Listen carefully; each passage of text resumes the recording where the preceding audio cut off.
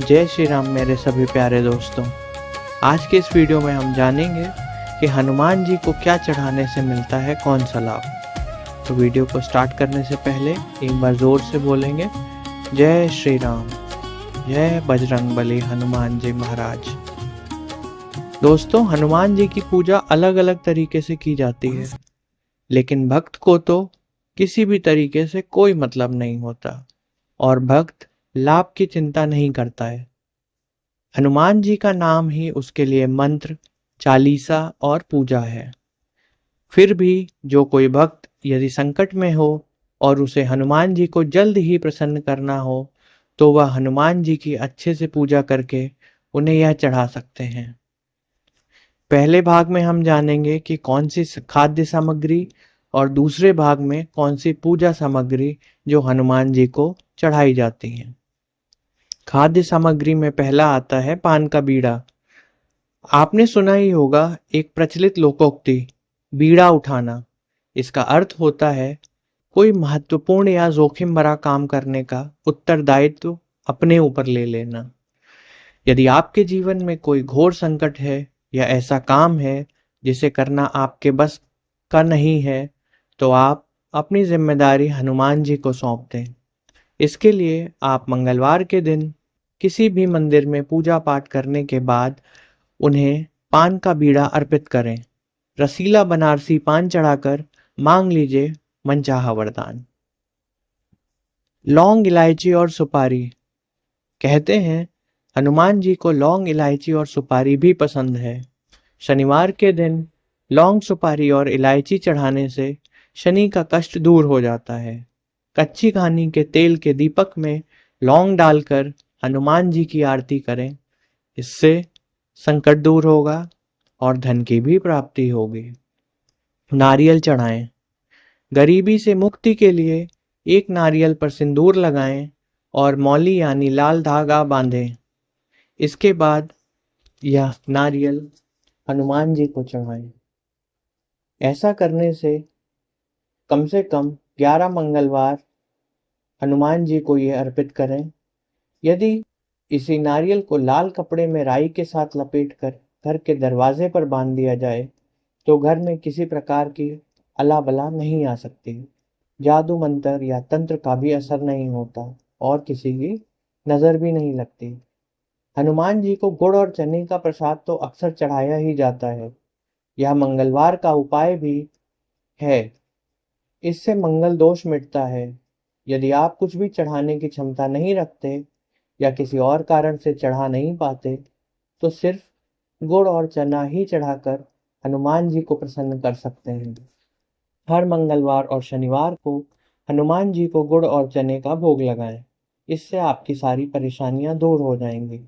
इमरती का भोग लगाने से संकट मोचन अत्यंत प्रसन्न होते हैं। आपकी जो भी मनोकामनाएं हैं वे पूर्ण हो जाएंगी। बस मंगलवार के दिन हनुमान जी को पूरे श्रद्धा भाव से इमरती का भोग लगाएं। हनुमान जी को 3 तरह के लड्डू भी पसंद हैं।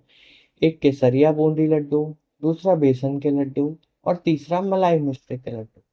इनमें बेसन के लड्डू उन्हें खास पसंद है।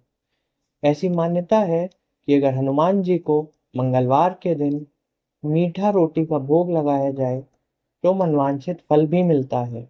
गेहूं के आटे में गुड़, इलायची, नारियल का बूरा, घी, दूध आदि मिलाकर रोट बनाया जाता है। कुछ जगह इसे सेक कर रोटी जैसा भोग बनाकर लगाते हैं और कुछ जगह इन्हें पूरियों की तरह तलकर इसका भोग लगाते हैं। पंचमेवा, काजू, बादाम, किशमिश, छुआरा, कोपर घिट्टा पंचमेवा के नाम से जाने जाते हैं। इसका भी हनुमान जी को भोग लगता है। पूजा सामग्री में दोस्तों जानेंगे आटे का दीपक। यदि आप कर्ज में डूबे हैं तो आटे के बने दीपक में चमेली का तेल डालकर उसे बड़ के पत्ते पर रखकर जलाएं। ऐसे 5 पत्तों पर 5 दीपक रखें और उसे ले जाकर हनुमान जी के मंदिर में रख दें। ऐसा कम से कम 11 मंगलवार को करें। शनिवार को हनुमान मंदिर में जाकर हनुमान जी को आटे के दीपक लगाने से शनि की बाधा भी दूर हो जाती है। सिंदूर चढ़ाएं। मंगलवार और शनिवार को हनुमान जी को घी के साथ सिंदूर अर्पित करने से स्वयं को भगवान श्री राम की प्राप्ति होती है और उनकी कृपा बरसती है, जिससे हमारे सारे बिगड़े काम बन जाते हैं। मंगलवार के दिन व्रत रखकर सिंदूर से हनुमान जी की पूजा करने एवं हनुमान चालीसा का पाठ करने से मंगल दोष शांत होता है।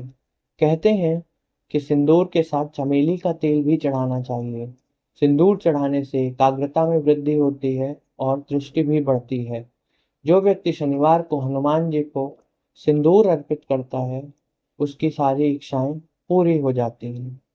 चमेली का तेल हनुमान जी को चढ़ाने से वे जल्दी प्रसन्न होते हैं। भूत प्रेत का साया नहीं रहता और किया कराया भी मिट जाता है। हनुमान जी को यूं तो लाल या केसरिया ध्वज या झंडा चढ़ाया जाता है किसी कार्य में सफलता प्राप्त हेतु या युद्ध में विजय हेतु।